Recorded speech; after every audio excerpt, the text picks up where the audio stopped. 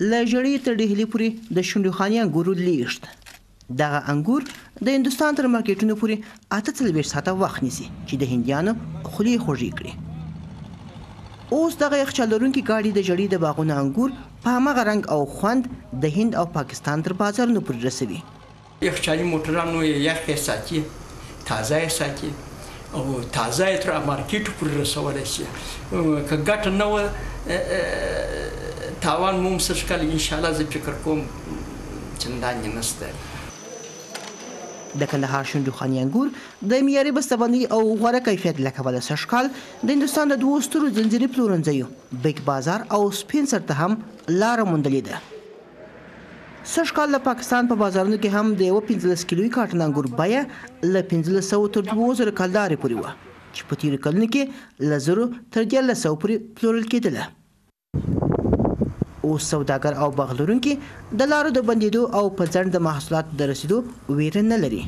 په تیرو وختو کې دوی په ساده موټرانو کې انګور لېږدوله، په هغه په یوه موټر کې 600 کریټه تلل، 40,000 افغانۍ کرایه اخیستل کېدله. اوس په یوه کنټینر کې 2200 ټوکري انتقالېږي، 80,000 کرایه اخیستل کېږي چې په دغه کې هم دوی ته ډېره غټه ګټه رسېدلې ده.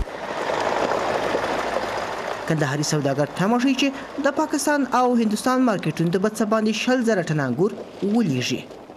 دا د کندهار د ژړۍ ولسوالي ده، هغه سیمه چې په تېرو 19 کلونو کې افغان حکومت او مرستندویه هیوادونو د کروندګرو او باغ لرونکو د ژوند د ښه کېدو لپاره میلیونونه ډالر لګولي.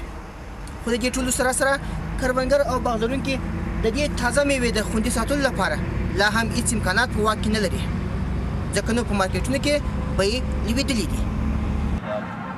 باغ لرونکي هم په نوې بڼه د انګور د صادرات څخه خوښ دي، خو دغه ولایت کې وچکالي اندېښمن کړي دي. مخکې بازارونه څه ښه وه، په اول سر کمزوري وه، بیا 4-5 ورځې ښه شوله، نو اوس بېرته بیا کمزوري دي. په خاطر دې کمزوري چې د وچکالي د خلک انګور ګرده ځغلي مارکېټو ته، بازار نه لري، پر ډېر دي انګور.